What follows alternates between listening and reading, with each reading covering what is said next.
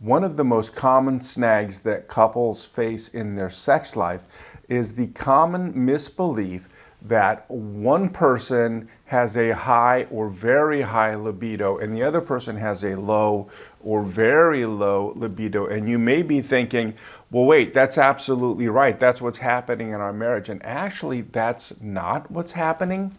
So let's take a look at how that mistaken belief creates a lot of barriers for our sex life.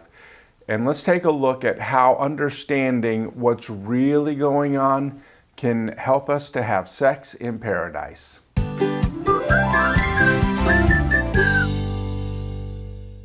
Hi everybody, I'm Greg from Heart Tools, where we make it simple to build great relationships. And we have been talking in this series about how to have sex in paradise, how to have sex in a walled garden, a place of sensual delight, but it's a safe place because there's a wall there and you know nothing's going to happen that will be dangerous. And in our last video, we introduced the sexual response cycle of excitement and arousal and orgasm and resolution. Now, the arousal stage is really where we grow our garden, and we will get into that in future videos. But quite often, we get stuck battling in the excitement stage. So let's talk about the barrier that we hit in moving from the excitement stage to the arousal stage. It's hard to grow a garden when you can't even get into it. And the problem that we often face is this mistaken belief that one person in the relationship has a high or very high libido and the other person in the relationship has a low or very low libido. And this belief leads to a few other beliefs that really make it hard for us to connect and get into the arousal stage of sex. For the person with the so-called high libido, they look at their spouse who has the so-called low libido, and their biggest mistake and their biggest point of pain is the belief that you don't want me.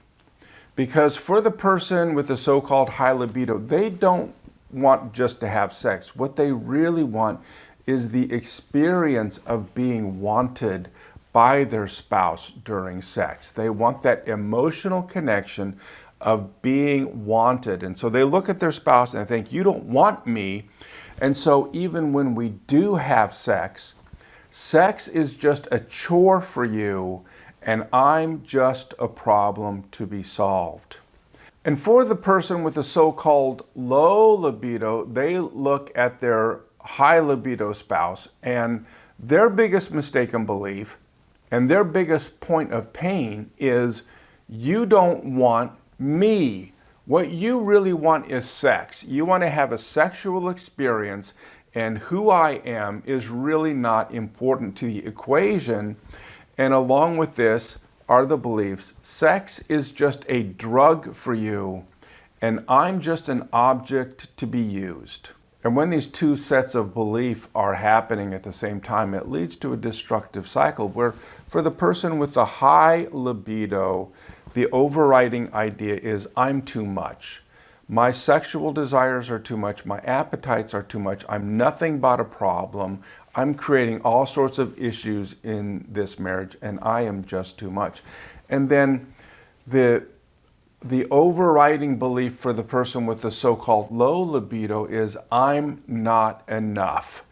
I can't figure this out. I can never make you happy. I can't ever engage in this sexual experience the way you want it.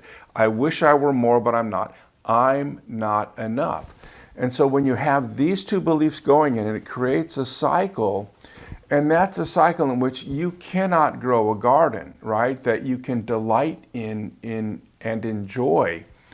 You can't create an experience where sex is play when you have those two things going on at the same time. And the way past this barrier is to realize that the diagnosis that one person has a high or really high libido and the other person has a low or really low libido, that's a misdiagnosis. That's not what's really going on.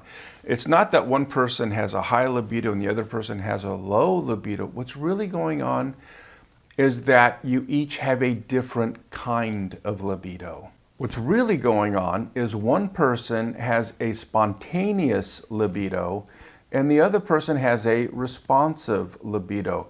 And in the book, The Great Sex Rescue, which I highly recommend, and I'll put a link for that book in the details of this video, the authors give us a great snapshot of what the two different libidos look like. They talk about the spontaneous libido, and the spontaneous libido you can think of as the typical Hollywood passion sex scene, right? And the kind of order that things progress for the spontaneous libido is it starts with panting, then it moves to kissing, and then the clothes come off, and then the couple gets into bed for sex. That's the progression for the spontaneous libido. The responsive libido is completely different. And so the responsive libido may begin with kissing, and then the clothes come off, and then you get in bed, and then you get to the panting stage, right? Or it may start with getting in bed, and then kissing, and then the clothes come off, and then the panting begins. So the important point to realize is for the person with the spontaneous libido, the panting is going to start right away. But for the person with the responsive libido, the panting will happen, but it's just not going to happen until much later. So the learning here for the person with the spontaneous libido is that you cannot wait to see your partner panting as a sign that they want you, because that's not going to come at the beginning for them as it comes for you. It's going to come later in the process. But once they get to that panting stage, they will express as much passion and as much desire, and they will have as much of a need and a want to be physically close to you as you do to them. And for the person with the responsive libido, the key learning is the idea that you're not enough is absolutely untrue. But what you need to do is understand what gets you to that pant stage. You're not going to start there. There's going to be a process to get you there.